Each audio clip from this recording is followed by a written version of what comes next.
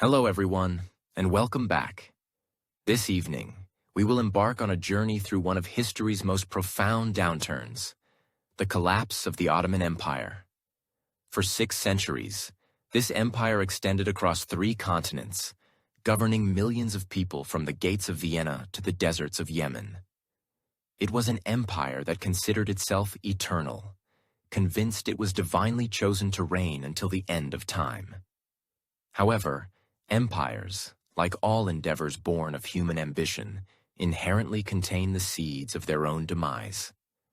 Tonight, we will explore how the Ottoman Empire, once the formidable force of Europe, the pinnacle of Islam, and the link between East and West, gradually, inevitably, disintegrated into ruin. So settle in, dim the lights, and let me recount the story of how a 600-year dominion reached its conclusion. This is a narrative of aspirations and fears, of grandeur and decline, of the perpetual human struggle between our ideals and our ultimate reality. Every empire commences with an aspiration, and the Ottoman Empire began with the aspiration of a man named Osman, a tribal leader in the hills of Anatolia in the late 13th century. Legend has it that Osman once experienced a vision, a magnificent tree sprouting from his chest, its branches reaching across the globe, sheltering all of humanity beneath its canopy. Whether this vision was factual or fabricated by later chroniclers is irrelevant. What matters is that it captured something fundamental about the Ottoman ethos, the conviction that they were destined not merely to conquer, but to unify, to bring order from disorder, faith to the faithless, justice to the oppressed.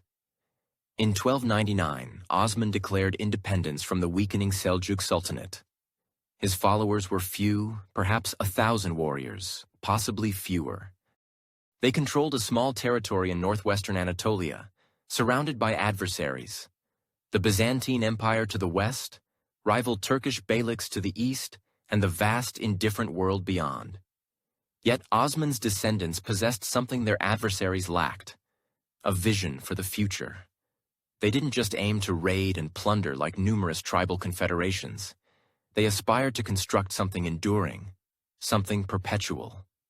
The early Ottomans were pragmatists veiled in the guise of holy war. Indeed, they fought in the name of Islam, but they welcomed Christian converts, adopted Byzantine administrative methods, and learned from every civilization they subjugated. They were synthesizers, borrowers, adapters. They incorporated the best aspects of every civilization they encountered and made them their own. This was their brilliance, and ultimately, their misfortune. For in attempting to be everything to everyone, they would eventually become insignificant to all. By 1326, Osman's son, Orhan, had captured Bursa, making it the first true Ottoman capital. The city's thermal baths, its silk markets, its mosques and madrasas all indicated a new type of Islamic state, one that valued commerce as much as conquest and learning as much as warfare. Orhan was the first Ottoman ruler to mint coins, to establish a standing army, and to create the institutions that would long outlast him. He wed a Byzantine princess, Theodora, daughter of Emperor John Cantacuzene. It was a marriage that symbolized the Ottoman strategy. They would not simply annihilate their enemies. They would assimilate them, transform them, integrate them into something grander. By 1354, they had crossed into Europe, establishing a foothold on the Gallipoli Peninsula. The Byzantines, desperate for allies in their incessant civil wars, had actually invited them across the Dardanelles to help combat their foes. It was akin to inviting a wolf into your home to deal with mice. The Ottomans never departed. The crossing into Europe was more than a military maneuver. It was a profound psychological transformation. The Ottomans were no longer just another Anatolian beylik vying for remnants of the Seljuk inheritance. They were now a European power with European ambitions and European adversaries. The territory they entered was prosperous yet chaotic. The Byzantine Empire was a mere shadow of its former self, controlling little more than Constantinople and a few scattered territories. The Balkans were a mosaic of Serbian despots, Bulgarian czars, and local strongmen, all engaged in internecine conflict with the desperate fervor of men aware their world was collapsing. Into this pandemonium came the Ottomans, offering something that none of the local powers could provide: stability. They arrived not as destroyers, but as organizers.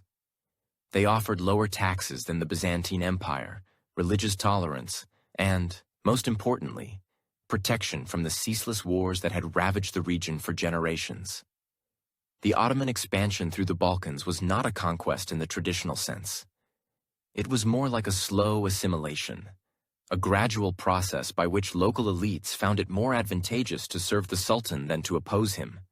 Some resisted, of course, and were quelled, but many others simply switched allegiances, retaining their lands and their titles in exchange for loyalty to the new order. This was the Ottoman method, to render resistance futile and collaboration lucrative. It was a strategy that would serve them well for centuries, until the day it would finally prove insufficient. What followed was a century of almost miraculous expansion.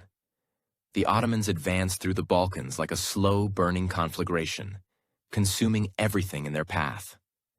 But this was not indiscriminate destruction. It was methodical, calculated, almost surgical in its precision.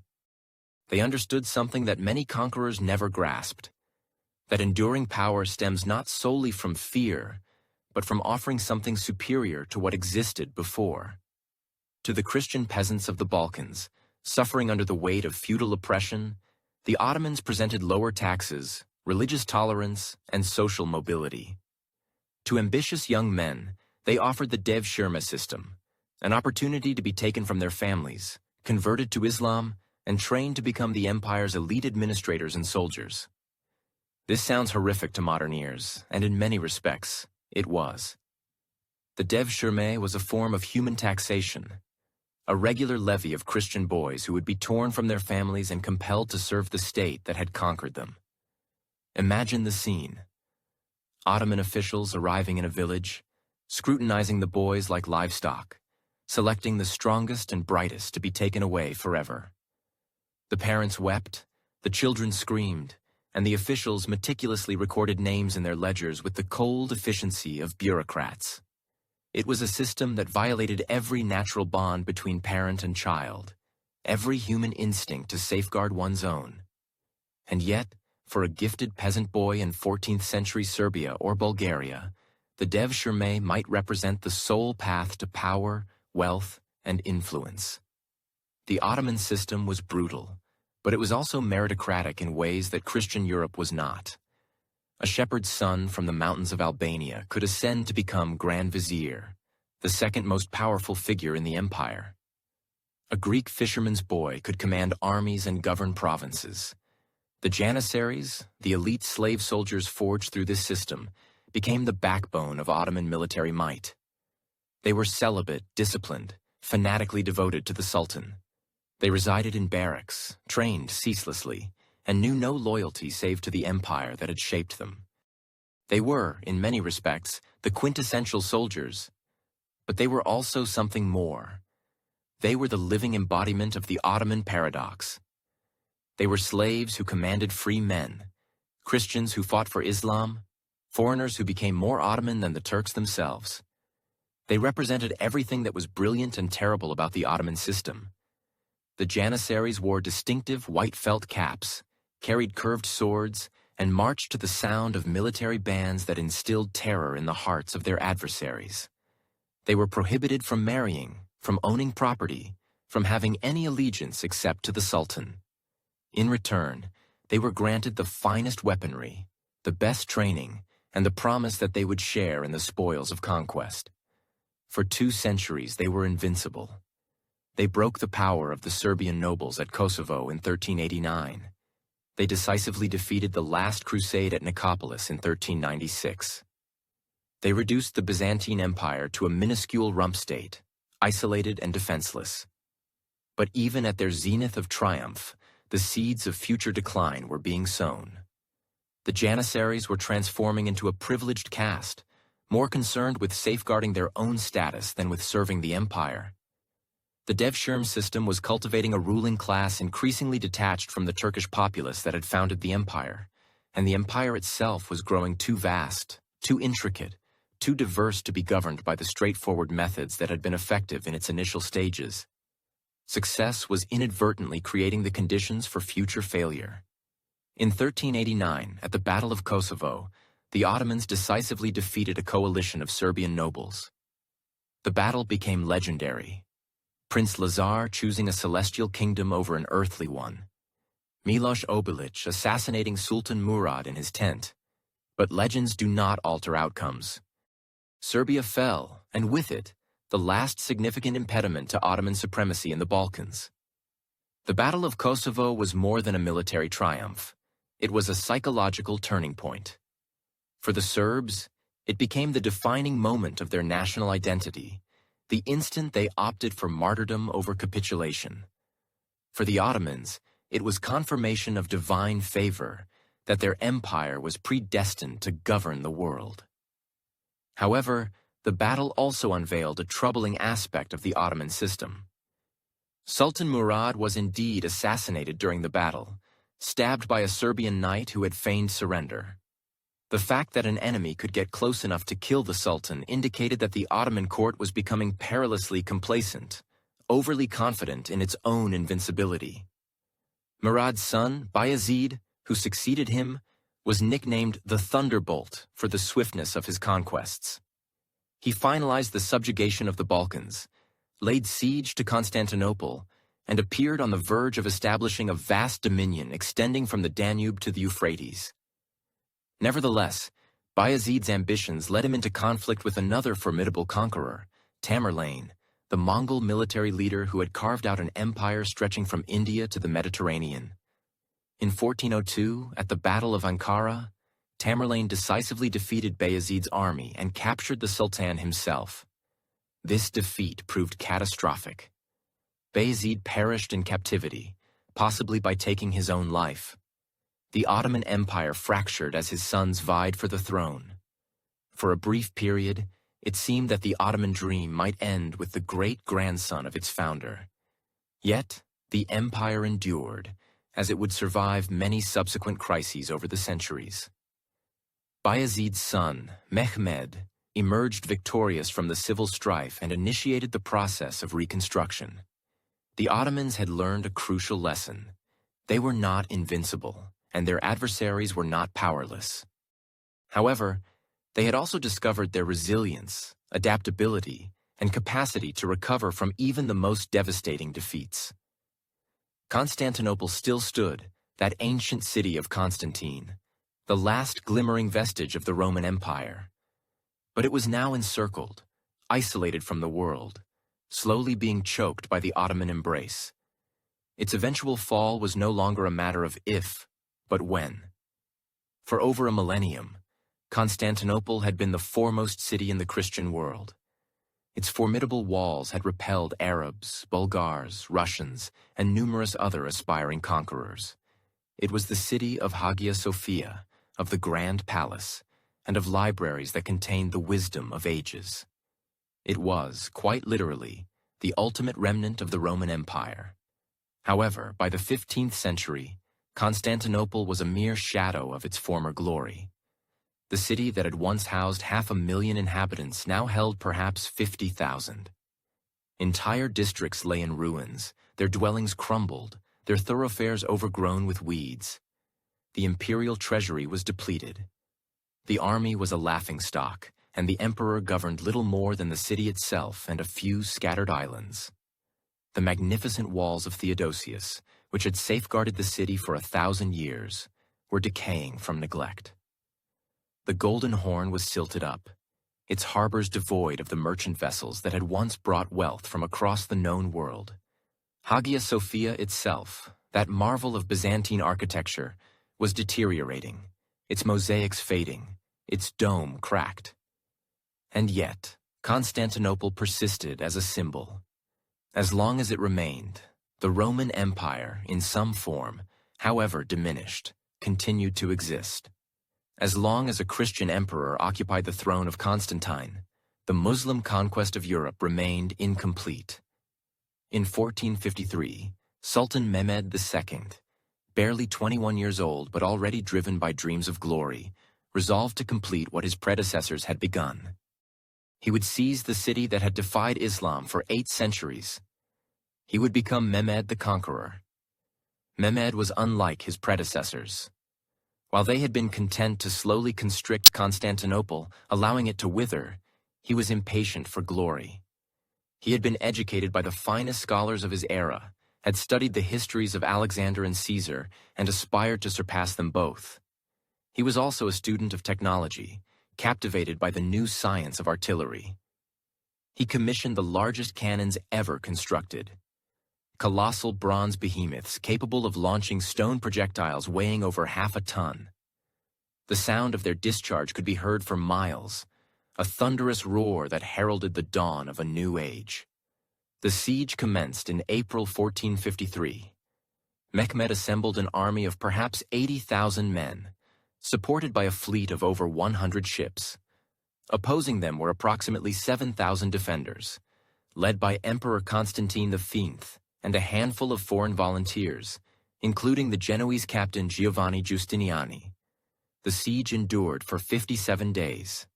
Each morning, the immense cannons would bellow, sending their colossal stone spheres crashing into the ancient fortifications. Each night, the defenders toiled frantically to repair the damage, hauling stones and timber in the darkness, conscious that each dawn might herald their demise. The walls that had protected Constantinople for a millennium began to crumble. The massive cannon, dubbed Basilica by the Turks, could blast holes 20 feet wide in the defenses. But the defenders fought with the desperation of men who understood they were witnessing the end of their world. Constantine V, the last of the Caesars, was omnipresent during the siege. He traversed the walls, encouraging his men, sharing their perils, rejecting all Ottoman surrender proposals. He knew he was fighting not merely for his city, but for his place in history. He would not be remembered as the emperor who ceded Constantinople without a struggle. The siege was not merely a military operation. It was a collision of civilizations, a final confrontation between the Christian and Islamic realms. Both sides comprehended what was at stake. If Constantinople fell, it would signify more than the demise of the Byzantine Empire. It would mark the end of an epoch. Mehmed employed every stratagem he could devise. He constructed a pontoon bridge across the Golden Horn to assault the city from an unforeseen direction. He tunneled beneath the walls, only for his mines to be detected and destroyed by the defenders. He offered terms. The city could surrender and be spared, or it could resist and face the consequences. Constantine rebuffed all overtures. "It is not within my power," he declared, "to surrender the city to you. It is in the power of God and of my people to defend it." He would perish as an emperor, not live as a vassal. The final assault began before dawn on May 29, 1453. The Janissaries surged through the breaches in the wall like a dark tide, their white caps gleaming in the morning light, their curved swords flashing. The defenders fought valiantly, but were overwhelmed by sheer numbers.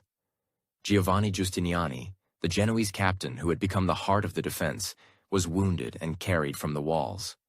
His departure shattered the morale of the defenders. The Janissaries pressed forward, clambering over the bodies of the fallen, pouring into the city like water through a ruptured dam. Emperor Constantine, the last of the Caesars, divested himself of his imperial regalia and died fighting in the streets like a common soldier. His body was never located, lost among the thousands of corpses that littered the city. Some assert he was recognized by his purple boots and afforded a proper burial. Others contend he was cast into a communal grave, his identity forever lost. When Mehmed entered Hagia Sophia that afternoon, he found it deserted save for a few terrified priests. The magnificent church that had been the spiritual core of Eastern Christianity for 900 years fell silent. The mosaics of Christ and the Virgin Mary gazed down upon a new master, a young sultan who had just accomplished what no Muslim ruler before him had managed. Within hours, the church would be repurposed as a mosque. The Christian symbols would be covered with plaster. The altar would be replaced with a mihrab pointing towards Mecca. And the call to prayer would resonate where once the divine liturgy had been sung. The Roman Empire, which had persisted for over 2,000 years in one manifestation or another, was finally extinct. In its stead arose something new. The Ottoman Empire, sovereign of 3 continents, heir to both Rome and Byzantium. But even in his moment of triumph, Mehmed must have felt the gravity of what he had undone. Constantinople had been more than just a city. It had been a repository of human knowledge, a conduit between the ancient and medieval worlds, a symbol of continuity extending back to the time of Christ. Now it was gone, and something irreplaceable had been lost forever. The Ottomans had acquired an empire, but the world had forfeited a piece of its essence. What ensued was the Ottoman Golden Age, a century and a half of expansion that appeared boundless. Under Selim I, they conquered the Mamluk Sultanate, incorporating Egypt and the Levant into their territories. Under Suleiman the Magnificent, they advanced deep into Europe, even besieging Vienna in 1529. At its zenith, the Ottoman Empire stretched from the gates of Vienna to the Indian Ocean, from the Crimean Peninsula to the cataracts of the Nile. It controlled the holy cities of Mecca and Medina, establishing the Sultan as the guardian of Islam's most sacred sites. It commanded the trade routes between Europe and Asia, growing wealthy from the taxes levied on silk and spices. But even at the pinnacle of its greatest triumph, the empire was undergoing transformations that would prove ruinous. The conquest of the Arab lands brought immense riches, but it also introduced new challenges. How does one govern an empire that spans 3 continents and encompasses dozens of distinct peoples, languages, and traditions? The Ottoman solution was the millet system, a form of religious autonomy that permitted Christians and Jews to govern themselves in matters of personal law. It was tolerant by the prevailing standards of the age, but it also implied that the empire never genuinely integrated its diverse populations. They remained distinct communities, beholden to the state through taxes and military service, but never truly Ottoman at heart.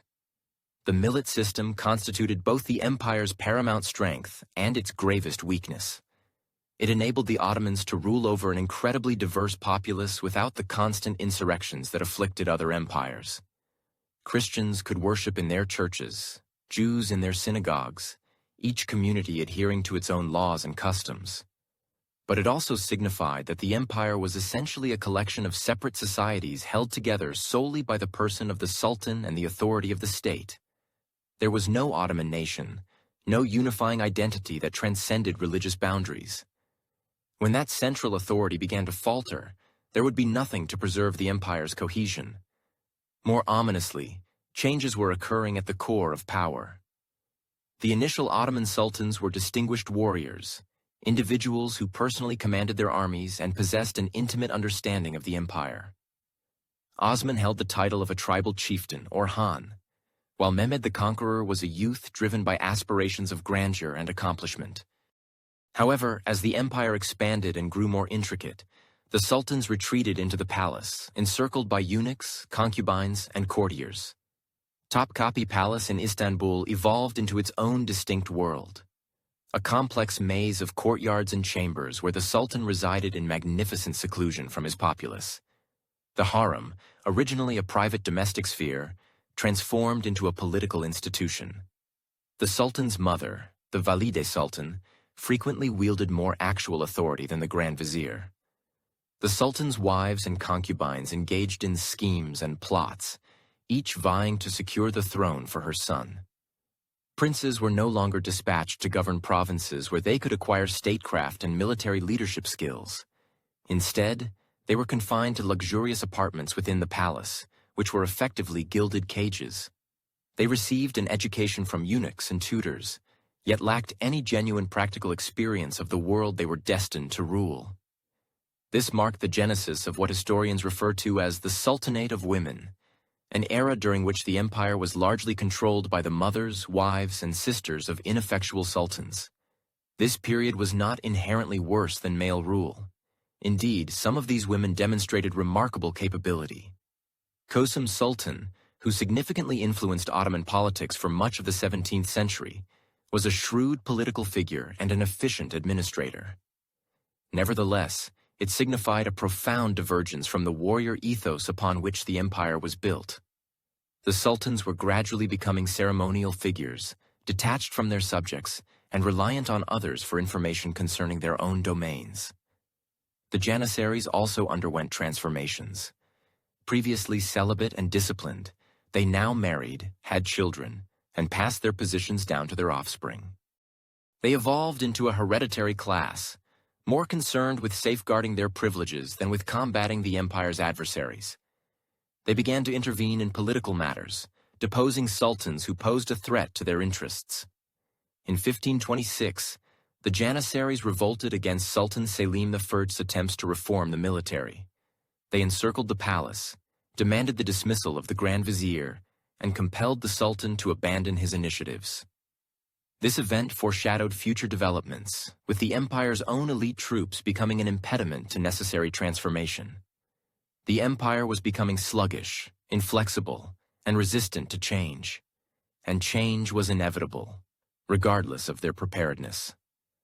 In the universities of Europe, scholars were making discoveries that would revolutionize humanity's comprehension of the natural world.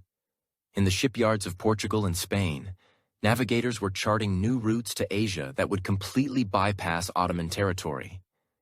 The Ottomans, confident in their power and assured of their superiority, paid little heed to these developments. They had vanquished every foe, conquered every rival, and amassed unimaginable wealth. Why should they alter a system that had brought them such triumphs? Yet the world around them was evolving, and empires that fail to adapt are destined for decline. The Ottoman Golden Age was nearing its end, though few at the time recognized it.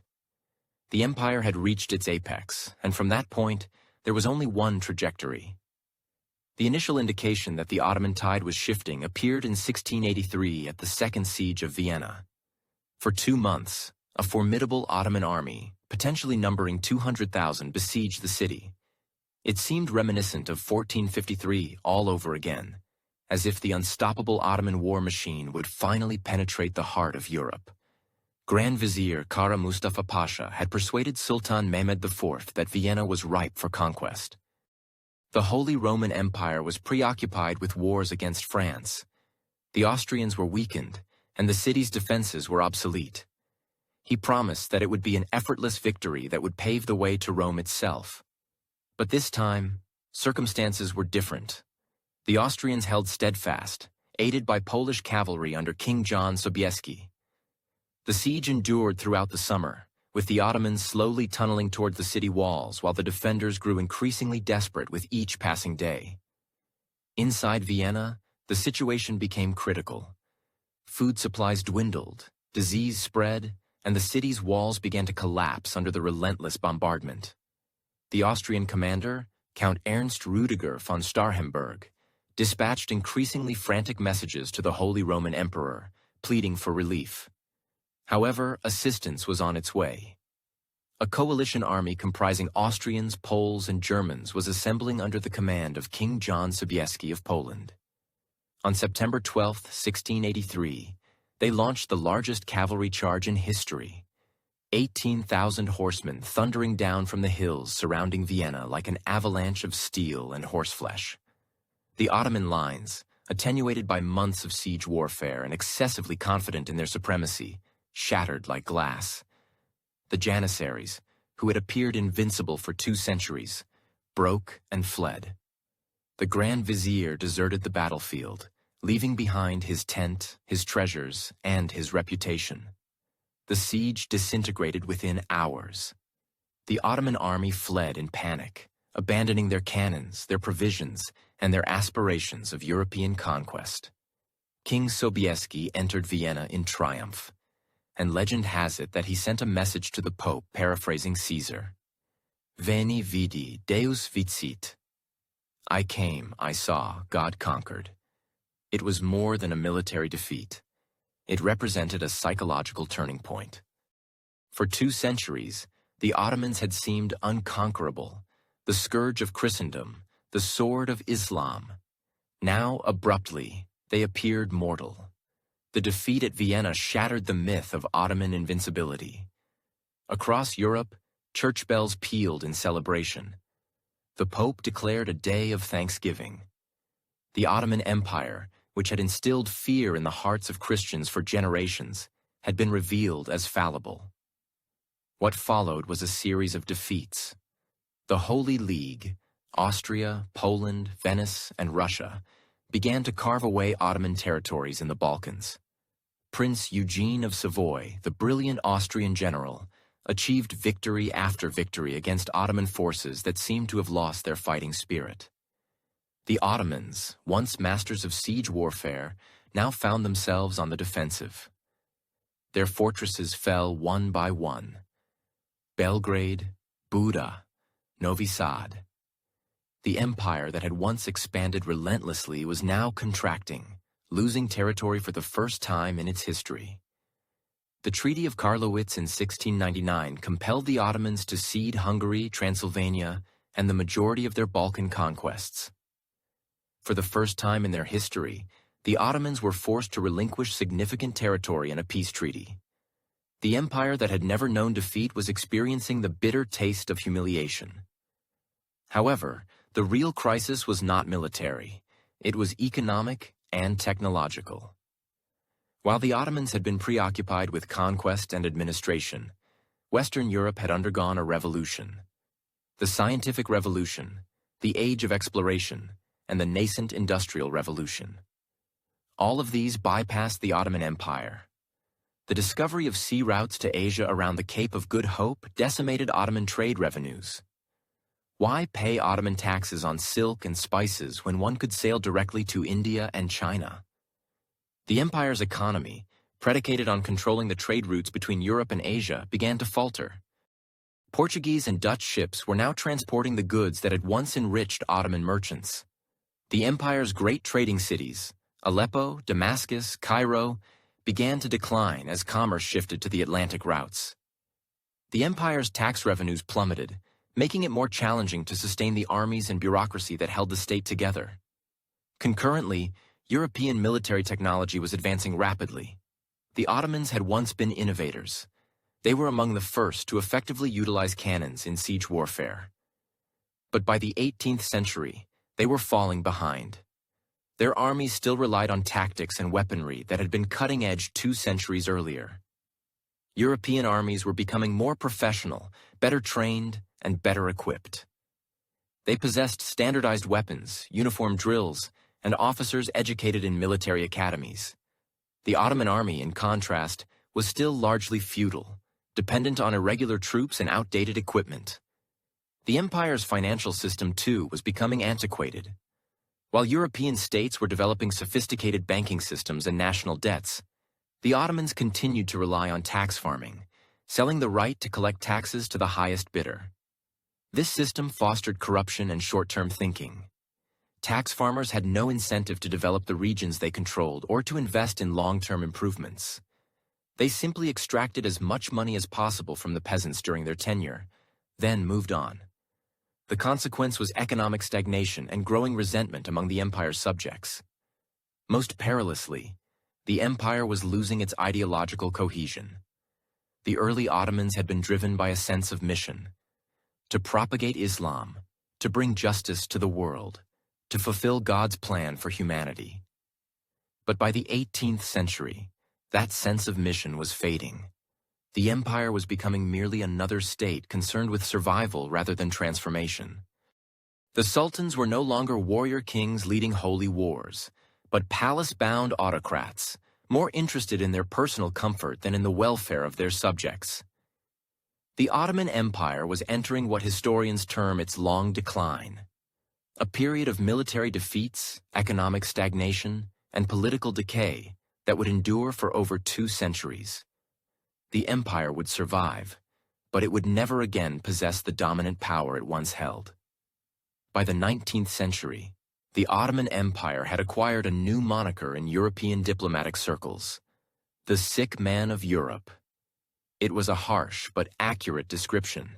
The empire was unmistakably in decline, ceding territory to Russia in the north, grappling with uprisings in the Balkans and falling further behind Europe both economically and technologically. The expression was reportedly coined by Tsar Nicholas I of Russia, who informed the British ambassador in 1853 that, "We have on our hands a sick man, a very sick man."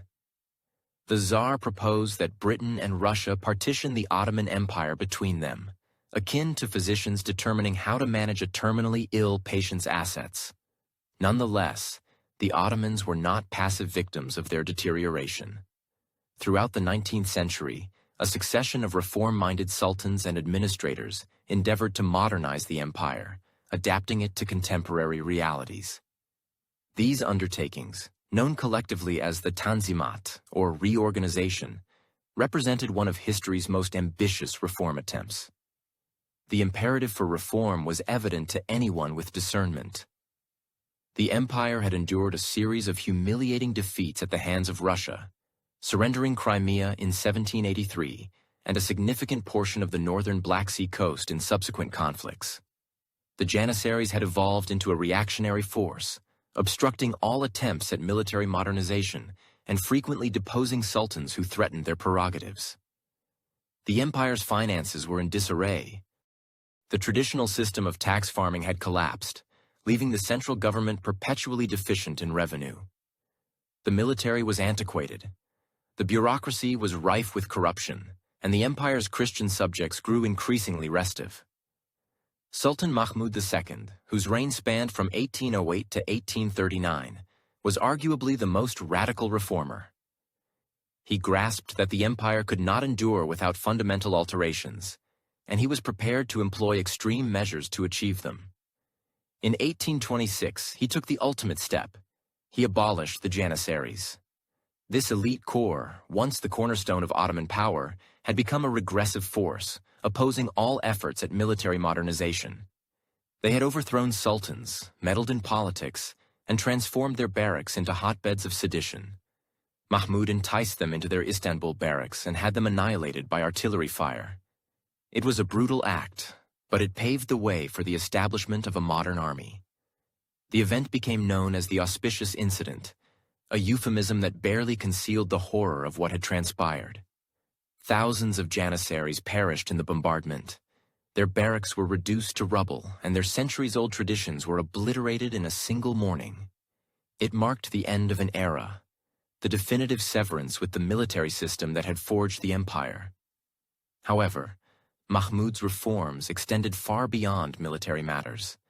He founded new schools, constructed roads and telegraph lines, and initiated the creation of a modern bureaucracy. He permitted his subjects to adopt European fashion, dismantling the rigid dress codes that had distinguished Muslims from Christians and officials from commoners. The subsequent Tanzimat reforms were even more comprehensive. They instituted equality before the law for all Ottoman subjects, irrespective of religion. They established a modern educational system, built railroads and telegraph lines, and sought to cultivate a sense of Ottoman citizenship that transcended religious and ethnic divisions. The Hatta Sharif of Gulhan, promulgated in 1839, pledged that all Ottoman subjects would enjoy security of life, honor, and property. It eradicated tax farming, introduced regular salaries for government officials, and guaranteed fair and public trials for all accused of crimes. The Hatta Humayun of 1856 went even further, promising complete equality between Muslims and non-Muslims. Christians and Jews could now serve in the military, hold government positions, and testify in court on equal terms with Muslims. This represented a revolutionary transformation in a society that had been predicated on religious hierarchy for centuries. Nonetheless, the reforms encountered formidable obstacles. Conservative religious authorities resisted changes that appeared to undermine Islamic law. The ulama, the class of Islamic scholars and judges, viewed the reforms as an assault on their authority and the divine order of society. Ethnic minorities, particularly in the Balkans, were more interested in independence than in Ottoman citizenship.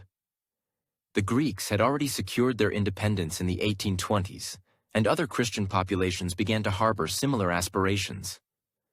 Furthermore, the European powers, despite their rhetoric regarding reform, often favored a weak Ottoman Empire that they could manipulate. They readily approved of the Ottomans modernizing their military and administration, but they had no desire to see the empire grow strong enough to challenge their own interests in the region. The Greek War of Independence, which commenced in 1821, foreshadowed future events. The Greeks, inspired by European nationalism and supported by Britain, France, and Russia, waged war for 8 years to break free from Ottoman rule. The conflict was brutal, characterized by massacres on both sides. The Ottomans executed the Greek Patriarch of Constantinople in retaliation for the rebellion, while Greek rebels slaughtered Turkish civilians in the Peloponnese. It was a precursor to the ethnic conflicts that would tear the empire apart in the ensuing century. The war concluded with Greek independence in 1830, but not before it had revealed the empire's fragility. The Ottomans had been incapable of suppressing the rebellion independently and had been compelled to enlist the aid of their Egyptian vassal, Muhammad Ali. Even then, they were ultimately defeated by the intervention of the European powers. Wider revolts ensued. Serbia achieved autonomy in 1817 and full independence in 1878. Romania, Bulgaria, Montenegro. One by one, the Ottoman Empire's European provinces seceded. Each loss further debilitated the empire, both economically and psychologically. The Crimean War of 1854 to 1856 offered a brief reprieve. Britain and France, concerned about Russian expansion, allied with the Ottomans against their long-standing adversary. The war proved disastrous for all involved. Hundreds of thousands succumbed to disease and incompetence. However, it did halt Russian expansion for a generation. Yet even this victory came at a price. The war left the Ottoman Empire heavily indebted to European banks. By 1875, the empire was allocating over half its budget to debt service. In 1876, it declared bankruptcy, and European creditors assumed control of Ottoman finances through the Ottoman Public Debt Administration. The empire was becoming a semi-colony, formally independent but economically controlled by foreign powers. It was a humiliating predicament for a state that had once been the terror of Europe. The Tanzimat reforms, impressive in their scope and ambition, arrived too late and encountered too much opposition to salvage the empire. The Ottoman state resembled a patient undergoing surgery while simultaneously engaged in warfare. The operation might have been necessary, but its timing was catastrophic. As the 19th century drew to a close, a new generation of Ottoman intellectuals and officers began to organize clandestinely. They styled themselves the Committee of Union and Progress, but history remembers them as the Young Turks. They were educated, westernized, and profoundly frustrated by the empire's decline. These young men had witnessed their empire lose war after war, territory after territory, and prestige after prestige. They had seen European powers carve up Ottoman lands with ease, while the Sultan and his ministers seemed powerless to prevent it. The Young Turks believed that the empire could be rescued, but only through radical transformation. They desired to forge a modern, centralized state founded on Ottoman nationalism rather than Islamic identity. They aimed to industrialize the economy, modernize the military, and foster a sense of shared citizenship among all the empire's peoples. Their intellectual leader was a man named Ahmed Riza, who had studied in Paris and absorbed the tenets of French positivism. He held that the empire's problems could be resolved through the application of scientific principles to governance and society. Progress, he contended, was not merely possible but inevitable, provided the empire could liberate itself from the dead weight of tradition and superstition. Yet the Young Turks were not solely intellectuals. They were also conspirators. They organized in secret cells, communicated through coded messages, and prepared for the day they could seize power and implement their vision of reform. Their opportunity arose in 1908 when a group of young Turk officers in Macedonia launched a revolt against Sultan Abdul Hamid II. The Sultan, confronted with the choice between civil war and capitulation, opted to reinstate the constitution he had suspended 30 years prior. For a fleeting moment, it appeared as though the empire might be reborn. Christians and Muslims celebrated together in the streets of Istanbul. Parliament reconvened after decades of suspension. There was talk of a new Ottoman identity that would unite all the empire's peoples, Turks, Arabs, Armenians, Greeks, Jews, under a single banner. The Young Turk Revolution was met with euphoria throughout the empire.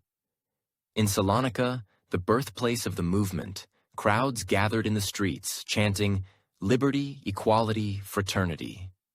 In Istanbul, political prisoners were released from jail to cheering throngs. Even in the remote provinces, there was a sense that a new era was dawning. However, the euphoria was short-lived. The Young Turk Revolution unleashed forces that proved impossible to control. Bulgaria declared full independence, capitalizing on the chaos to break free from even nominal Ottoman suzerainty. Austria-Hungary annexed Bosnia and Herzegovina, territories it had been occupying since 1878. Crete announced its union with Greece despite Ottoman protests. The empire's adversaries, sensing weakness, moved swiftly to seize whatever they could. Within a span of months, the Ottoman Empire experienced a territorial contraction greater than that of the preceding century. The revolution, intended to salvage the empire, appeared to hasten its demise. Compounding this, the Young Turks' vision of Ottoman nationalism proved illusory. The empire's Christian minority groups demonstrated no desire to become Ottoman patriots, harboring their distinct national movements and aspirations for autonomy. The Greeks sought unification with Greece, the Bulgarians with Bulgaria, and the Serbs with Serbia. Concurrently, the empire's Muslim populations, including Arabs, Kurds, and Albanians, were fostering their own nationalist sentiments. The Arabs, potentially comprising 40% of the empire's populace, began to envision an autonomous Arab state. The Kurds, dispersed across the empire's eastern territories, were cultivating their unique national identity. The Young Turks countered these challenges with escalating authoritarianism. They centralized authority in Istanbul, suppressed minority languages, and endeavored to impose Turkish culture on the empire's diverse inhabitants. The very reforms designed to preserve the empire were, paradoxically, tearing it apart. The policy of Turkification proved particularly calamitous. The Young Turks believed the empire's survival hinged on all its peoples adopting Turkish language and culture. They shut down minority schools, prohibited minority newspapers, and mandated Turkish for government employees. However, this policy merely alienated the empire's non-Turkish populations further. The Arabs, who had historically shown relative loyalty to the Ottoman state, commenced organizing their own nationalist movements. The Armenians, who had anticipated equality and security from the Young Turk Revolution, found themselves increasingly persecuted. The Balkan Wars of 1912 and 1913 delivered the definitive blow to Ottoman Europe. A coalition of Balkan states, comprising Bulgaria, Serbia, Greece, and Montenegro, launched an assault on the empire, driving it almost entirely out of Europe. The First Balkan War commenced in October 1912 with Montenegro's declaration of war on the Ottoman Empire. Within days, Bulgaria, Serbia, and Greece joined the offensive. The Ottoman forces, demoralized and inadequately led, rapidly crumbled. In a mere 2 months, the Balkan allies had conquered nearly all of the empire's remaining European territories. Adrianople, the erstwhile capital of the Ottoman Empire, fell to the Bulgarians. Salonika, the birthplace of the Young Turk movement, was occupied by the Greeks. The empire, which had once besieged Vienna, was now reduced to a small foothold around Istanbul. The Second Balkan War, fought in 1913, witnessed the Balkan allies turning on each other over the division of the spoils. The Ottomans managed to reclaim Adrianople, yet this offered scant solace for the loss of the majority of their European empire. In just 2 years, the Ottomans forfeited 80% of their European territory and 70% of their European population. The psychological repercussions were catastrophic. For 6 centuries, the Ottomans had been a European power. Now they were an Asian state with European aspirations. The empire, which had once stretched from the gates of Vienna to the Indian Ocean, was now confined to Anatolia, the Arab provinces, and a minuscule European foothold. The Young Turks, who had pledged to rescue the empire, had presided over its most significant territorial losses since its inception. Desperate to revive the empire's fortunes, the Young Turks sought alliances. In 1914, they established one with Germany, another empire that felt encompassed and menaced by its adversaries. When the First World War commenced in July 1914, the Ottoman Empire faced a dire dilemma. They could maintain neutrality and hope to emerge from the conflict unscathed, or they could align with a side and stake everything on the outcome. The empire was in no condition to engage in a global conflict. The Balkan Wars had left it depleted and disheartened. Its army was inadequately equipped and trained. The treasury was empty. The government was fractured by competing factions. However, the Young Turk leadership, dominated by the triumvirate of Enver Pasha, Talat Pasha, and Cemal Pasha, chose to gamble. In November 1914, they entered the war allied with Germany and Austria-Hungary, anticipating that a Central Powers victory would restore the empire's lost territories and prestige. This decision stemmed from desperation and illusion. Enver Pasha, the de facto leader of the empire, was convinced of Germany's swift victory and that the Ottomans would share in the spoils. He envisioned a renewed Ottoman Empire extending from the Balkans to Central Asia, uniting all Turkic peoples under Ottoman dominion. Enver was a man consumed by his own ambitions. He had played a pivotal role in the Young Turk Revolution, had helped depose Sultan Abdulhamid, and now saw himself as the empire's savior. He was youthful, charismatic, and utterly convinced of his own destiny. Yet, Enver's dreams were built on shaky ground. The Ottoman Empire was no longer the formidable power it once was. Its army was a mere shadow of the force that had once instilled fear across Europe. Its economy relied on foreign loans. Its populace was war-weary and increasingly disloyal. The reality starkly contrasted with Enver's fantasies. The war proved catastrophic for the Ottoman Empire from its very outset. Enver's attempt to invade Russian territory in the Caucasus culminated in disaster at the Battle of Sarikamish, where an entire Ottoman army was annihilated by the cold and the Russians. The campaign began in December 1914, with Enver personally leading an army of 90,000 men into the mountains of eastern Anatolia in the depths of winter. It was an act of madness. The troops were ill-equipped for winter warfare. Supply lines were insufficient, and the Russians were well prepared for the assault. Of the 90,000 men who began the campaign, fewer than 10,000 returned. The remainder succumbed to cold, hunger, disease, or Russian bullets. Entire regiments simply vanished in the snow, their bodies undiscovered until the spring thaw. It stands as one of history's most complete military debacles. The defeat at Sarikamish had ramifications far beyond the immediate military losses. It convinced the Young Turk leadership that the empire's Armenian population was colluding with the Russians, setting the stage for the subsequent genocide. Meanwhile, the British and French launched their own offensive against the empire. The Gallipoli campaign of 1915 was intended to swiftly neutralize the Ottomans by capturing Istanbul and opening a supply route to Russia. The campaign commenced with a naval assault on the Dardanelles in March 1915. British and French warships attempted to force their way through the straits, but were repelled by Ottoman mines and shore batteries. Several vessels were sunk, and the naval attack was abandoned. The Allies then opted for a land invasion. On April 25, 1915, British, French, Australian, and New Zealand forces disembarked on the Gallipoli Peninsula. They anticipated sweeping aside the Ottoman defenders and marching on Istanbul within days.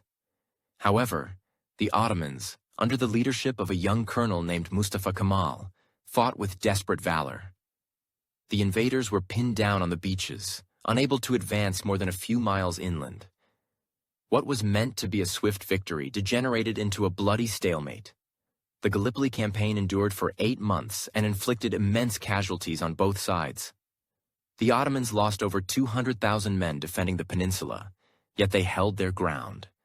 The Allies, after sustaining similar losses, finally evacuated in January 1916. The victory at Gallipoli represented one of the few bright spots in the Ottoman war effort. It propelled Mustafa Kemal to national heroism and demonstrated the empire's capacity to fight when cornered. However, it was a defensive victory, and the empire required offensive successes to harbor any hope of winning the war. Even more ruinous than the military defeats was the Arab Revolt, which commenced in 1916. The Sharif of Mecca, Hussein ibn Ali, declared Arab independence and initiated a guerrilla war against Ottoman rule. The revolt was encouraged and supported by the British, who viewed it as a means to weaken the Ottoman Empire from within. British agents, including the renowned T.E. Lawrence of Arabia, supplied the Arab rebels with weaponry, funds, and military counsel. The Arab Revolt dealt a devastating blow to Ottoman morale. The Arabs had been among the empire's most loyal subjects, and their rebellion seemed to signify the demise of the Ottoman ideal of unity and diversity. If the Arabs, who shared the same religion as the Turks, could rebel, what hope remained for preserving the empire's cohesion? The revolt also had significant strategic consequences. It tied down thousands of Ottoman troops desperately needed on other fronts. It severed the empire's connection to its Arabian provinces, cutting off vital sources of revenue and manpower. But the greatest tragedy of the war was the Armenian genocide. Convinced that the empire's Armenian population was collaborating with the Russians, the Young Turk government ordered the deportation of Armenians from eastern Anatolia in April 1915. What ensued was systematic mass murder. Over 1 million Armenians perished in what was one of the first genocides of the 20th century. Men were shot, women and children were forced into the desert to succumb to thirst and starvation, and entire communities were annihilated. The genocide was not merely a moral catastrophe, it was also a strategic disaster. Armenians had been among the empire's most educated and economically productive citizens. They had been merchants, craftsmen, professionals, forming the backbone of the empire's middle class. Their destruction crippled the empire precisely when it required all its strength. The genocide also tarnished the empire's international reputation. Reports of the atrocities reached the international community, souring public sentiment against the Ottomans and making it increasingly challenging for Germany to rationalize its alliance with them. By 1918, the Ottoman Empire was crumbling on all fronts. In Palestine, British forces under General Edmund Allenby had captured Jerusalem and were advancing towards Damascus. In Mesopotamia, British and Indian troops had seized Baghdad and were pushing northwards in the direction of Mosul. In the Caucasus region, the Russians had been supplanted by the British, who were actively backing Armenian and Georgian independence movements. The empire's economy had collapsed, with rampant inflation, severe food shortages, and the government resorting to printing currency to settle its debts. The populace was facing widespread starvation, disease was spreading rapidly, and army desertions were reaching epidemic proportions. In October 1918, the empire signed an armistice with the Allies, effectively concluding its involvement in the war. The terms were severe. The Allies would occupy the Straits, the army would be demobilized, and the empire would relinquish its remaining territories in the Arab world. The 600-year-old empire had staked everything on one final gamble and had lost everything. The conclusion of the First World War brought not tranquility, but fragmentation. The victorious Allies, Britain, France, Italy, and Greece, descended upon the Ottoman Empire like vultures on a cadaver, each intent on claiming their share of the spoils. The armistice signed at Mudros in October 1918 was merely the beginning. The true dismemberment of the empire would follow with the peace treaty, and the Allies were in no mood to be magnanimous towards a defeated adversary that had cost them so much in terms of lives and resources. The Treaty of Sèvres, inked in August 1920, was intended to be the Ottoman Empire's death warrant. It reduced the empire to a small, residual state in central Anatolia, encircled by hostile neighbors, and reliant on Allied goodwill for its very existence. As per the treaty's stipulations, the Straits would be internationalized and placed under Allied supervision. Armenia would gain independence in eastern Anatolia. Kurdistan would be granted autonomy, with the potential for full independence contingent on the League of Nations approval. The Arab provinces would be divided between Britain and France as League of Nations mandates. Most humiliating of all, Greece was awarded substantial sections of western Anatolia, including the prominent city of Izmir. Greek armies had landed in May 1919 and commenced an inland advance, dreaming of re-establishing the Byzantine Empire and realizing the grand vision of uniting all Greeks under a single banner. The Greek occupation was particularly galling to the Turks. The Greeks were not merely foreign invaders, they were former subjects of the empire, Christians who had lived under Ottoman rule for centuries. Their occupation of Turkish soil seemed to symbolize the complete reversal of fortune that had befallen the empire. The treaty also imposed stringent limitations on the Turkish military. The army was capped at 50,000 men, the navy restricted to a few minor vessels, and the air force was completely prohibited. Turkey would be defenseless, dependent on the Allies for protection against its adversaries. Financially, the treaty was equally ruinous. Turkey would be obligated to pay immense reparations to the Allies, and its finances would be overseen by an international commission. The Ottoman Public Debt Administration, which had already assumed control over a significant portion of the empire's revenue, would be expanded and granted even greater authority. It appeared to be the end of the narrative.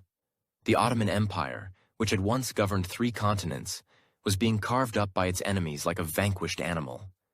Sultan Mehmed VI was a powerless figurehead, relying on Allied protection for his very survival. Yet the Allies had made a critical error in judgment. They had presumed that the Turkish people, exhausted by years of conflict and defeat, would passively accept partition. They had overlooked the fact that the Turks, despite their other flaws, had never been a people to quietly submit to foreign domination. Amidst the ruins of the empire, a new leader was emerging. Mustafa Kemal, the hero of Gallipoli.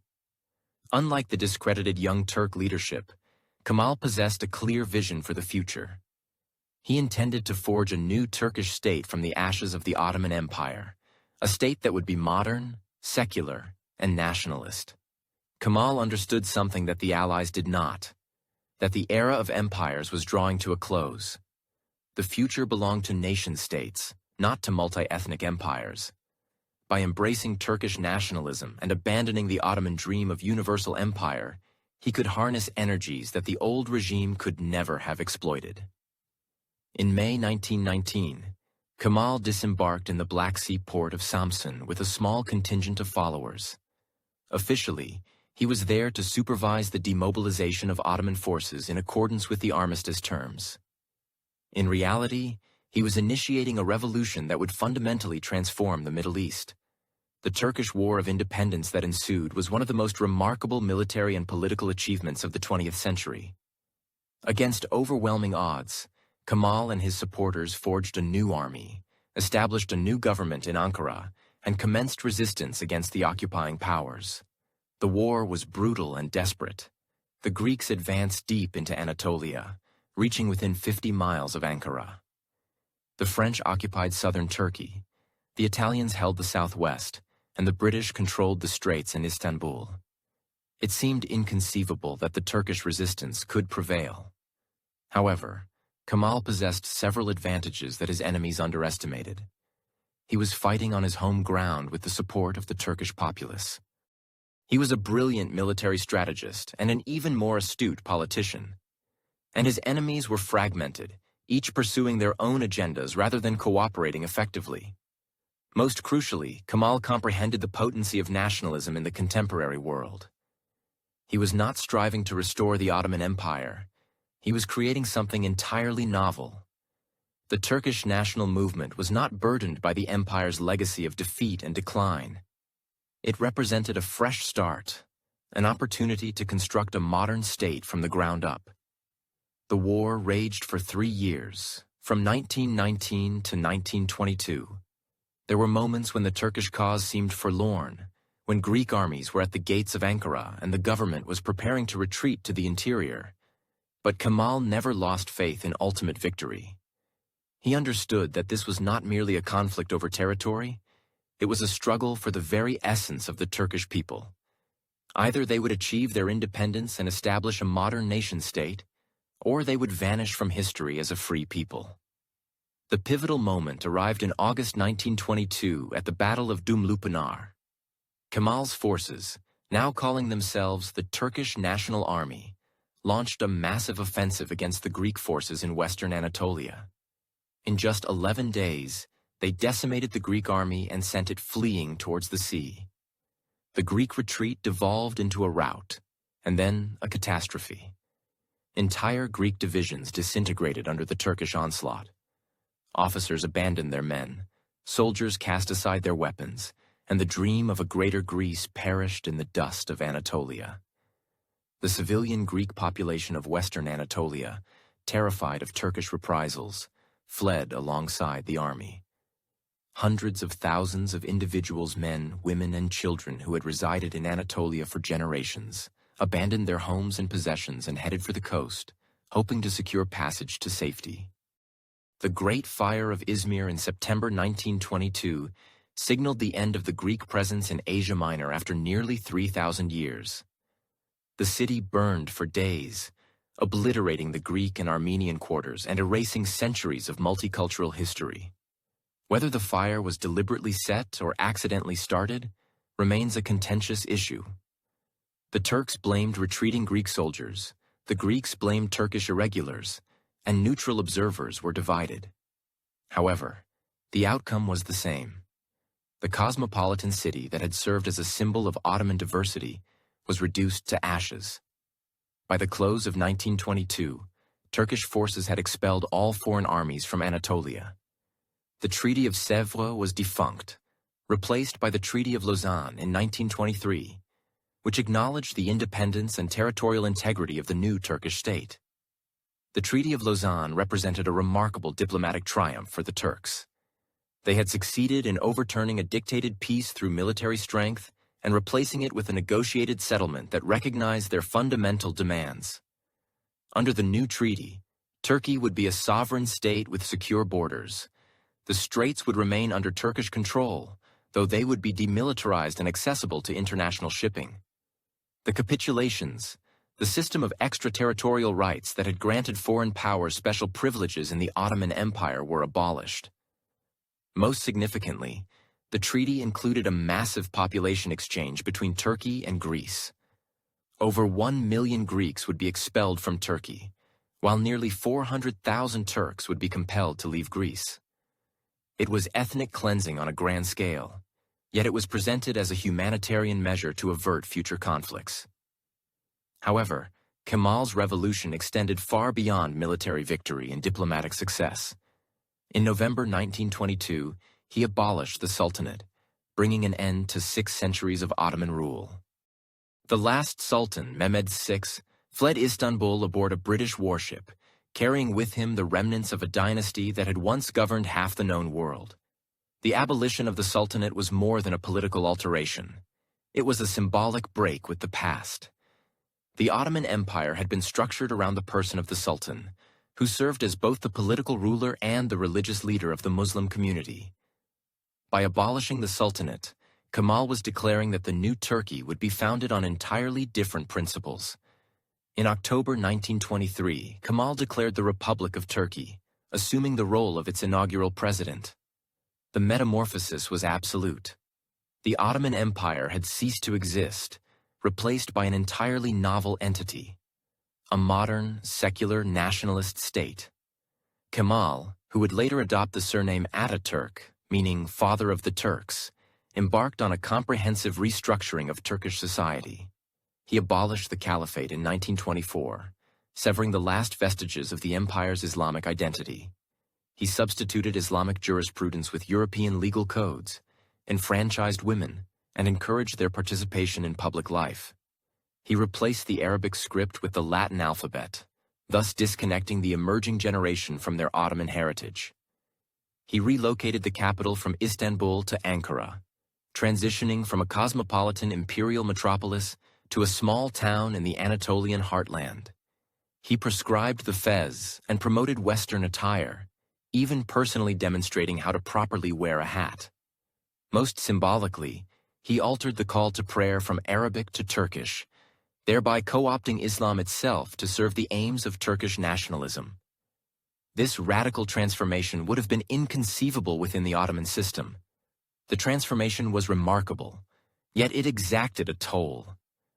The new Turkey exhibited an ethnic homogeneity unprecedented in the Ottoman Empire. The Greek population had been displaced, removed through a population exchange. The Armenians were gone, victims of genocide and forced displacement. The Kurds were denied recognition as a distinct people and compelled to assimilate into Turkish culture. The Ottoman ideal of unity and diversity was supplanted by the contemporary horror of ethnic nationalism. This pattern would recur across the former Ottoman territories, from the Balkans to the Middle East. However, for the Turks themselves, this transformation was liberating. They had shed the burden of empire, the responsibility of governing diverse populations with conflicting interests. They could concentrate on forging a modern nation-state, on cultivating prosperity and security for their own populace. The Turkish Republic that emerged from the ashes of the Ottoman Empire, while not flawless, was viable. It withstood the challenges of the interwar period, maintained neutrality during most of World War II, and ultimately became a member of NATO and a candidate for European Union membership. Mustafa Kemal Ataturk had achieved something few leaders in history accomplish. He had birthed a new nation from an old empire's ruins. The Ottoman Empire was dead, but the Turkish Republic endured, a testament to nationalism's power and renewal's potential. Even in the grimmest periods, the collapse of the Ottoman Empire did not conclude with the Turkish Republic's proclamation.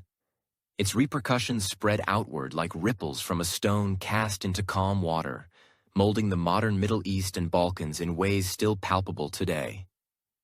The empire's Arab provinces were divided between Britain and France as League of Nations mandates, a polite fiction masking traditional colonialism. The British acquired Iraq, Palestine, and Transjordan, while the French took Syria and Lebanon. These arbitrary borders, drawn by European diplomats with scant understanding of local conditions, would become sources of conflict for generations. The mandate system was intended to be temporary, a means of preparing Arab peoples for eventual independence. In practice, however, it served as a mechanism for European powers to control the Middle East's oil resources in strategic locations without the expense and responsibility of formal colonization. In Palestine, the British had made conflicting commitments to both Arabs and Jews during the war. The Balfour Declaration of 1917 had pledged a national homeland for the Jewish people in Palestine, while concurrently, the British had promised Arab independence in return for their support against the Ottomans. The outcome was a century of conflict that persists to this day. The British found themselves caught between opposing nationalisms, unable to satisfy either side. Jewish immigration escalated throughout the 1920s and 1930s, leading to escalating tensions with the Arab population. The British attempted to restrict immigration, which angered the Jews, and then permitted its continuation, which angered the Arabs. The partition of Palestine in 1947 and Israel's creation in 1948 were direct consequences of the Ottoman Empire's disintegration and the subsequent British mandate. The conflict between Israelis and Palestinians is, in many respects, a continuation of the struggle over the Ottoman legacy. In Iraq, the British amalgamated 3 Ottoman provinces, Baghdad, Basra, and Mosul, into a single state that has since grappled with internal divisions. The Sunni Arabs, who had dominated the Ottoman administration, found themselves governing a Shia Arab majority and a Kurdish minority, both of whom harbored their own grievances and aspirations. The artificiality of Iraq's borders was almost immediately evident. The Kurds rebelled in the 1920s, the Shia revolted repeatedly, and the country has never attained the stability and unity envisioned by its creators. The American invasion of 2003 and the ensuing chaos can be traced back to the fundamental contradictions embedded in Iraq at its inception. Syria and Lebanon, under French mandate, encountered comparable problems. The French partitioned Syria into several smaller states based on religious and ethnic lines, attempting to apply the old Ottoman millet system to modern nationalism. However, these artificial divisions only exacerbated issues, and Syria has been plagued by sectarian conflict ever since. Lebanon, carved out of Syria to establish a Christian-majority state, has been torn apart by civil wars and foreign interventions. The delicate balance between Christians and Muslims that the French sought to create has repeatedly fractured. leading to decades of instability and violence. The Balkans, too, bore the scars of Ottoman collapse. The new state of Yugoslavia sought to unite South Slavs who had been separated by centuries of Ottoman and Austrian rule. But the ethnic and religious cleavages were too profound, and memories of past conflicts too vivid. Yugoslavia managed to endure for most of the 20th century, initially under royal rule and subsequently under communist dictatorship. Yet when the Cold War concluded and the communist system crumbled, old divisions resurfaced with ferocity. The Yugoslav wars of the 1990s were, in many ways, a continuation of the conflicts that had commenced with the Ottoman withdrawal from the Balkans. Serbs, Croats, Bosnians, and Albanians fought with an intensity that shocked the world, but the origins of their animosity lay deep in the Ottoman past. The concept of ethnic cleansing, which became infamous during the Yugoslav wars, was not new. It had been practiced during the Ottoman disintegration when Greeks and Turks were forcibly exchanged, when Armenians were deported and massacred, when entire populations were uprooted and relocated. Even Turkey, the most successful successor state, struggled with the empire's legacy. The Kurdish population, denied recognition under the new nationalist ideology, launched repeated rebellions. The memory of the Armenian genocide became a source of international tension, with Turkey refusing to acknowledge the event and the Armenian diaspora demanding recognition and reparations. Ataturk's secularizing Western-oriented project faced continuous challenges from Islamic conservatives, who viewed it as an abandonment of Turkey's authentic identity. The tension between secularism and Islam, between Westernization and tradition, between Turkish nationalism and Islamic universalism, has characterized Turkish politics ever since. However, perhaps the most profound legacy of Ottoman collapse was psychological. For 6 centuries, the Ottoman Empire had provided a framework for comprehending the world, a vision of universal Islamic rule that transcended ethnic and national divisions. Its collapse left a void that has never been filled. The rise of political Islam in the 20th and 21st centuries can be seen, in part, as an endeavor to reconstruct that lost unity. From the Muslim Brotherhood to ISIS, Islamist movements have fantasized about restoring the caliphate, of reuniting the Muslim world under a single banner. But these movements have failed to grasp a crucial truth. The Ottoman Empire succeeded not because it was purely Islamic, but because it was pragmatic, tolerant, and adaptable. It integrated the finest aspects of numerous civilizations, Byzantine, Persian, Arab, European, and forged something novel. The modern Middle East, fragmented into competing nation-states, has never achieved the stability and prosperity that the Ottoman Empire offered at its peak. The empire's collapse unleashed forces nationalism, sectarianism, great power competition that continued to tear the region apart. The Arab Spring of 2011, which commenced with such promise and concluded in such disappointment, can be viewed as the latest chapter in the narrative of Ottoman collapse. The artificial states created from the empire's ruins have struggled to establish legitimate governments, prosperous economies, and stable societies. Syria has been ravaged by civil war. Iraq has been devastated by sectarian conflict. Libya has descended into chaos, and Yemen has been obliterated by proxy wars. The aspiration of Arab unity that inspired the revolts against Ottoman rule has given way to the nightmare of Arab division. The Ottoman Empire was far from perfect. It was an autocracy that denied political rights to its subjects, a religious state that discriminated against minorities, an imperial system that exploited its provinces for the benefit of the center. Yet, it also furnished a framework for coexistence, a mechanism for diverse peoples to live together under a single authority. The sovereign states that emerged in its stead were frequently more tyrannical, more violent, and more volatile than the empire they superseded. The aspiration of national self-determination has too often transmuted into the grim reality of ethnic strife and faith-based conflict. As we conclude our journey through the ascent and decline of the Ottoman Empire, it is pertinent to inquire, what sagacious lessons can be gleaned from this 6th-century narrative? What insights does the disintegration of one of history's preeminent empires offer us regarding power, transformation, and the very essence of the human condition? Firstly, it serves as a powerful reminder that impermanence defines all existence. The Ottomans held a conviction that their dominion was eternal, divinely favored, and destined to persist until the terminal epoch.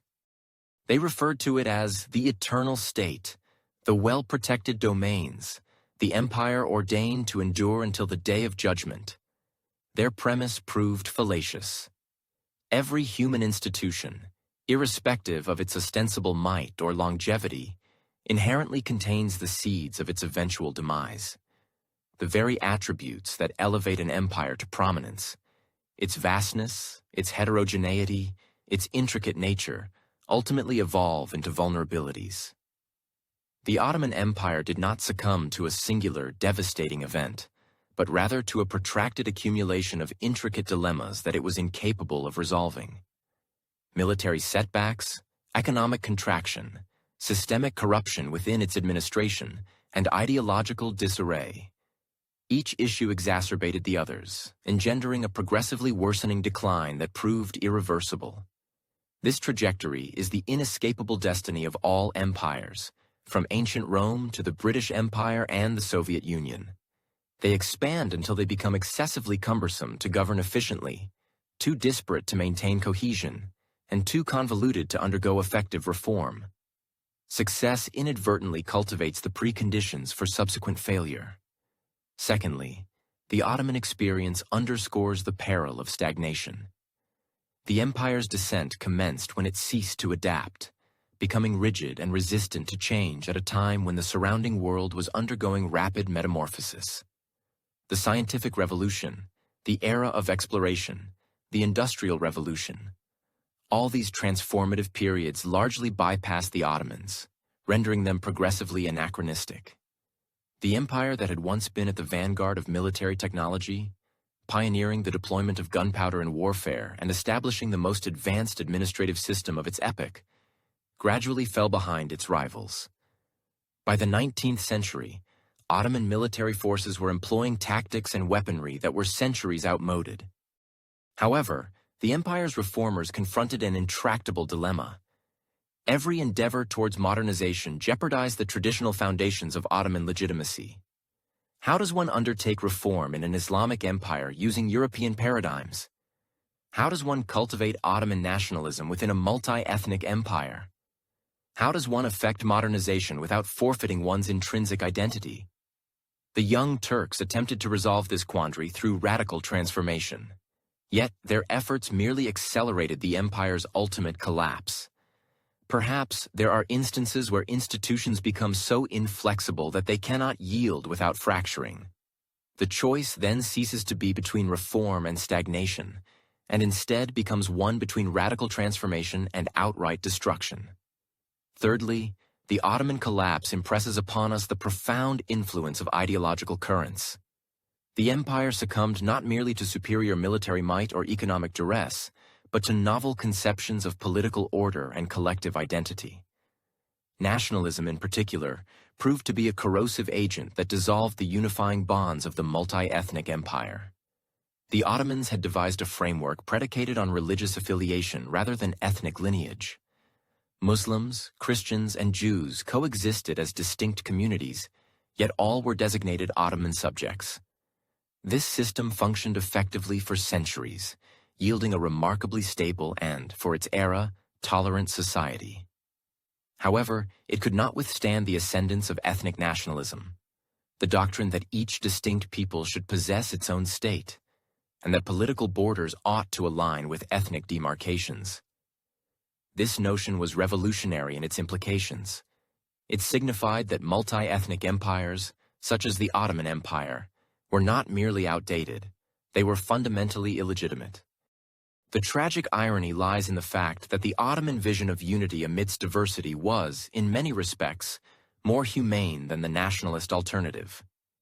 The empire, at its zenith, was characterized by tolerance, cosmopolitanism, and inclusivity. Its disintegration precipitated ethnic cleansing, genocide, and the establishment of ethnically homogeneous nation-states, that frequently demonstrated less tolerance than the empire they supplanted. Fourthly, the Ottoman narrative reminds us that historical trajectories are not predetermined. The empire's eventual collapse was not an inevitable outcome. At numerous junctures, alternative choices could have yielded divergent results. Had the empire embraced modernization more promptly, had it abstained from involvement in the First World War, or had its leaders exhibited greater flexibility and pragmatism, the course of events might have unfolded differently. The decision to align with Germany in World War I was arguably the most fateful choice in Ottoman history. It constituted a gamble that the empire could ill afford to lose. And when it did lose, the repercussions were catastrophic. Yet, this was a conscious choice, not an inescapable fate. Similarly, the Armenian genocide was not the unavoidable consequence of ethnic tensions or wartime pressures. It was a deliberate policy decision made by specific individuals at a particular historical juncture. Other choices were available. Alternative policies could have been pursued. However, history is forged by human beings, replete with all their imperfections and limitations. The Ottoman sultans and statesmen were not superhuman. They erred, yielded to arrogance and prejudice, and failed to fully apprehend the ramifications of their actions. They were, in essence, profoundly human. Fifthly, the downfall of the Ottoman Empire illustrates the critical importance of legitimacy in the realm of politics. The empire endured for 6 centuries not solely due to its military supremacy or administrative efficiency, but because its populace accepted its inherent right to govern. This legitimacy derived from several interconnected sources: Islamic law, which conferred religious authority upon the sultan; military triumphs, which were interpreted as divine favor; and tangible benefits, which rendered Ottoman rule more appealing than any available alternatives. As long as these founts of legitimacy remained potent, the empire maintained stability. However, as they began to wane, when the empire suffered military defeats, when Islamic law appeared inadequate to address modern challenges, when Ottoman governance became more oppressive than advantageous, the empire's legitimacy eroded. No amount of coercion could compensate for this loss of popular acquiescence. This lesson holds true for all forms of government, not exclusively for empires. Power predicated solely on force is inherently unstable. Durable political authority necessitates the consent of the governed, even if that consent is not formally expressed through democratic institutions. Finally, the Ottoman narrative illuminates the intricate nature of historical evolution. The empire's demise was not solely a chronicle of decline and obsolescence, but also of profound transformation and revitalization. The Turkish Republic that emerged from the ashes of the empire was, in many respects, more successful than the empire itself. Contemporary Turkey is a modern, prosperous, and democratic nation, a reality that would have been inconceivable under the Ottoman system. The arduous process of imperial collapse and national rebirth, however traumatic at the time, may have been indispensable for the Turkish people to realize their full potential. Likewise, the Arab peoples who attained independence from Ottoman rule have striven to establish stable, prosperous societies. Yet, they have also achieved accomplishments that would have been impossible under imperial dominion. They have cultivated their distinct national cultures, their unique political systems, and their independent relationships with the broader global community. The collapse of the Ottoman Empire represented a tragedy in manifold ways. It instigated wars, genocides, and decades of instability. Nevertheless, it also constituted a liberation, empowering peoples to determine their own destinies and forge their own futures. History is not a straightforward narrative of linear progress or inevitable decline, but an intricate process of change encompassing both loss and gain, both destruction and creation. The end of the Ottoman Empire was not merely a conclusion, it was also a genesis. Today, traversing the thoroughfares of Istanbul, one can still discern the spectral presence of the Ottoman Empire. The majestic mosques of Süleymaniye and Sultan Ahmed continue to dominate the urban skyline, their minarets ascending skyward like prayers sculpted in stone. Topkapı Palace still surveys the Bosphorus, its courtyards and chambers resonating with the hushed echoes of long-departed sultans and viziers. The Grand Bazaar continues to reverberate with the voices of merchants from a multitude of nations, bartering in a plethora of languages over commodities from across the globe. The Galata Bridge still spans the Golden Horn, connecting Europe and Asia as it has for centuries. However, the empire itself has vanished, as completely as the Byzantine Empire it superseded, as utterly forgotten as the innumerable other empires that have risen and fallen throughout human civilization. Its palaces are now museums, its mosques, tourist attractions, its borders, mere lines on antiquated maps. The last Ottoman Sultan passed away in exile in 1944, forgotten and impoverished. The last Ottoman prince died in 1994, employed as a librarian in New York. The dynasty that once governed half the world concluded not with a dramatic flourish, but with a quiet fade. Yet a vestige of the Ottoman ethos endures. In the cosmopolitan districts of Istanbul, where Europeans and Asians, Muslims and Christians still coexist. In the Turkish language, which retains words borrowed from Arabic, Persian, Greek, and a multitude of other tongues. In Turkish cuisine, which synthesizes flavors from across the former empire. And perhaps most significantly, in the enduring memory of what was once achievable. For 6 centuries, the Ottoman Empire demonstrated that diverse peoples, varied faiths, and distinct cultures could cohabit under a single banner. It was not without its imperfections. No human institution ever is. But at its finest, it offered a vision of unity that transcended the narrow confines of tribe and nation. That vision, however, ultimately faltered, shattered by the burgeoning forces of nationalism, imperialism, and modernity. Yet its necessity persists in our interconnected global landscape, where the challenges we encounter, climate change, pandemics, economic disparities, terrorism, transcend national boundaries. We require fresh approaches to collaboration, novel perspectives on identity and belonging. The Ottoman Empire cannot be resurrected, nor should it be. The world has progressed, and the circumstances that nurtured the empire's existence are no longer present. However, its legacy serves as a reminder that humanity possesses the capacity to forge institutions that surpass individual scope, serving objectives grander than narrow self-interest.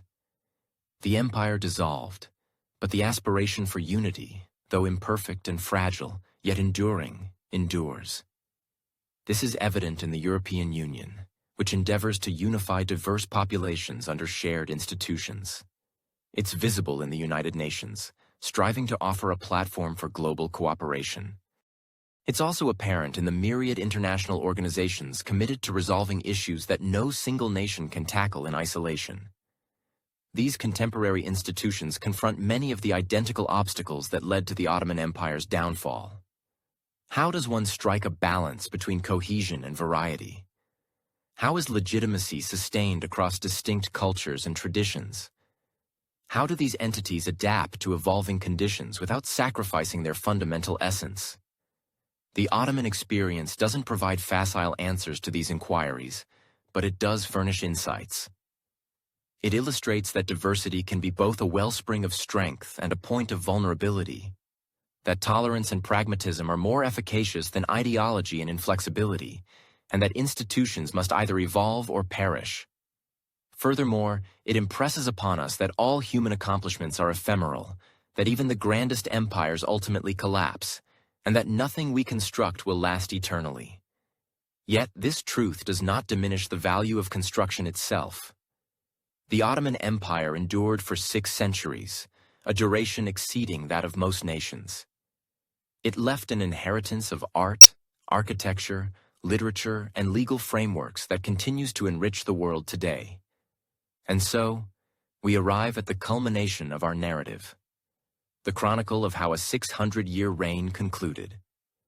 The Ottoman Empire is no more, but its resonance still echoes through the corridors of history, prompting reflection on what has been lost, and perhaps on what we might still construct. The tree that sprouted from Osman's chest has withered and fallen, yet its seeds have been scattered by the wind, and their potential for germination remains unknown. History, after all, is not solely about terminations. It is also about genesis. And every conclusion, upon closer examination, inherently contains the promise of something nascent. The Ottoman Empire perished, but from its remnants emerged new nations, new concepts, new opportunities. The recounting of its demise is also the narrative of the birth of the modern Middle East, with all its struggles and triumphs. Perhaps therein lies the ultimate profound lesson of the Ottoman Empire, that even amidst failure, even in collapse, even in death, renewal is possible. The empire that proclaimed itself eternal proved to be mortal, but the human spirit that brought it into being, the yearning to build, to unite, to transcend the confines of tribe and nation, that spirit is truly everlasting. It persists in every endeavor to create something greater than ourselves. In every effort to bridge the divisions that separate us, in every aspiration for a better world, the Ottoman Empire is defunct. But the vision that originated it, the vision of unity and diversity, of justice and tolerance, of a world where disparate peoples can coexist peacefully, that vision will never fade. And in that respect, perhaps the empire possessed an eternal quality after all, not within its institutions or its boundaries, but within its ideals, not in its palaces or its armed forces, but in its profound vision of humanity's potential. The final sultan has departed. The last palace stands vacant. The ultimate border has been redrawn. But the dream endures, awaiting new dreamers to bestow upon it form, new builders to imbue it with substance, new believers to instill it with vibrancy. The Ottoman Empire is dead. Long live the aspiration that brought forth